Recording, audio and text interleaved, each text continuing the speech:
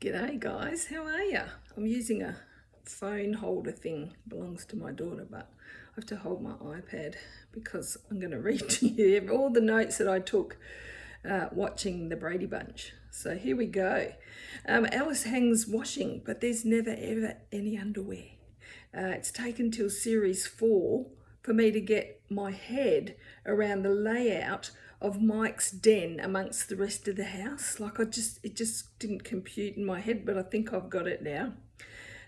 Carol has started a new needlepoint, which she's a fair way through, with no evidence of her completing her previous needlework and starting the new one. They all slap each other on the bum a lot. All garments of clothing that are bought from the shops come home in a ribbon-wrapped box. Gorgeous. The episode called Fright Night, where the kids take turns scaring each other, and all of a sudden there's an attic in the house that's full of amazing antique furniture. Yet the exterior shots show there's no window, yet the interior of the attic shows a window. Jennifer Nichols gives Greg her phone number, and it started with 814 and not 555 like every other phone number on American TV starts with. The Bradys get pizza for dinner and they have a salad with it. When the kids enter the amateur hour and perform Sunshine Day and the other song about cruising around in a Model TA, Marsha's microphone technique is appalling. She's holding that thing everywhere except in front of her mouth. Bobby, in my opinion, is the funniest of the 6 kids. Carol goes to bed with a full face of makeup with both upper and lower fake eyelashes. There's 6 kids in that family. You never, ever, ever see a school bag, ever. Not a backpack, not a school bag, nothing. They carry those books everywhere, which made me think, did the Brady girls never get a period? Anyway, they must never have menstruated. Carol is on her 4th needlepoint now in series 4, and she's had 3 different needlepoint works on the go. It took her 3 series to do 1 needlepoint. She must be getting better at doing them. The Joe Namath episode, everyone remembers that when Joe Namath came on the show. And I had to explain to my daughter that Joe Namath was the equivalent of Tom Brady back in the day, even though Joe looks like he's in his late 40s in 1973. And despite no sign of Tiger, the dog, since series 2, his kennel still sits in the backyard and is still used on occasion in an episode. Bobby gets kissed by Millicent, played by Melissa Sue Anderson, who was the oldest daughter in Little House on the Prairie, you might remember. And then he thinks he's got the mumps. Now, Carol came into, I think it was series 2, series 3, and she had that thing happening at the back of her hair. Mine's not much better, but it was short, and then it had that big flick thing happening. So in this series, she's finally chopped that head fringe that she had going on the back of her head, or the Carol Brady mullet, as I like to call it. She chopped it off. The meat in the USA must have been expensive at this time of the Brady's journey, because Alice keeps making reference to the price of meat in nearly every episode.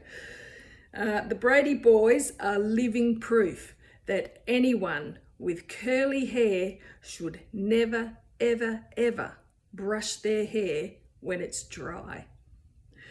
Peter locks Bobby in the boys' bedroom wardrobe, and all of a sudden that wardrobe, which is just a normal 2-door hang something, close the door wardrobe, turns into a wardrobe that could take you to Narnia.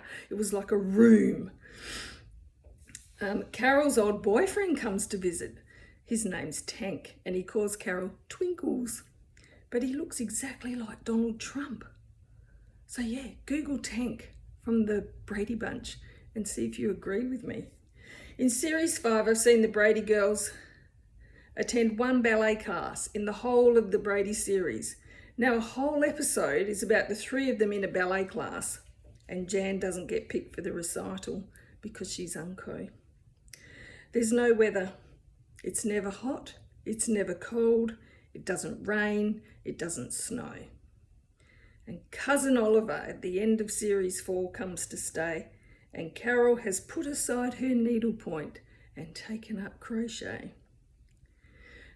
I always thought Cousin Oliver was John Denver's son. They didn't air the episodes in the order they were filmed. One episode, Bobby has braces and Cindy has braces, and the next episode they don't have braces, and then another episode the braces are back on. Same with the girls' bedroom. So in series 5 we see the girls' bedroom gets redecorated. Now at some point, so when it started, their bedroom had floral wallpaper with pink and blue flowers and butterflies on it, and then at some point in series 2 their bedroom was just pink, and there's no mention of it, there's no showing with the redecoration. But in series 5 we see them pick out this wallpaper. It's got yellow flowers on it, it's really pretty, and all the fixtures in their room get painted yellow as well. So in series, up until series 4, Cindy wore her hair in those little curly piggy tails, and then she started wearing them in plaits, and then in series 5 she starts pulling the top back into a half ponytail at the back here with it all long and curly and ringlety going down. The 70s really lost the plot with men's fashion. Mike, I mean we all know they did, but Mike had on this patterned shirt, it was highly patterned, with a striped tie, and the tie's like about as wide as my head, and there was no colours to pick up in either the tie or the shirt. It just didn't match at all. Now, if you've ever wondered where all the linen for all these people was stored in that house, and in series 5 we get to see what's behind the door next to the girls' bedroom, and that is a walk-in linen closet. And there's a vent in there that you can hear everything that gets said in the attic upstairs, which of course in series 5 we see that, I think the last episode of series 4 saw them emptying the attic of all that fabulous antique furniture, which they threw away, and it gets turned into Greg's bedroom. So yeah, you can hear everything. And of course it's also where Greg, the linen closet's where Greg hides the goat that was stolen from the opposing high school's football team when the school PTA committee convenes at the Brady's to discuss the mascot stealing predicament that's occurring, because the Westdale High mascot got stolen by the other one that Greg has the goat for it. Mrs. Thurston Howell III appears in an episode as a rich, snooty client of Mike's. Not much of a stretch in acting for her, as everything I've ever seen her in. I think her name was, it's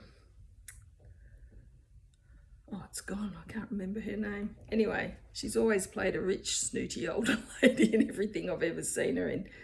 And then Mike and Carol are having a dinner party, and Mike keeps ringing Carol during the day, telling her that more and more people from the office are coming, and Carol's kind of freaking out. And I'm thinking, what's her problem? Alice is the one that's going to be doing all the cooking.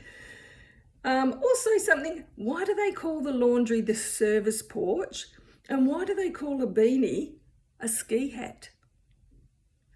The last episode is the one where Bobby sells the hair tonic to Greg that turns his hair orange for his graduation. And then of course because Bobby and Cindy are trying to become rich, and Cindy's bought 2 rabbits from the pet shop that are both male and they're not going to reproduce, but then Bobby accidentally spills the hair tonic on the rabbits, turns them orange, and then Cindy sells them back to the pet shop because nobody has an orange rabbit.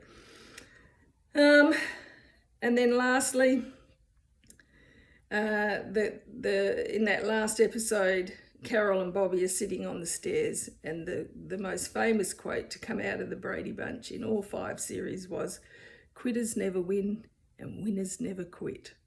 And that's the end of my critique of the Brady Bunch. So yeah, it took me a few weeks to watch it all. I did order them all off Amazon. So if you're interested in buying all 5 series of the Brady Bunch and watching them and reliving your childhood and seeing that series through adult eyes, The other thing I noticed was that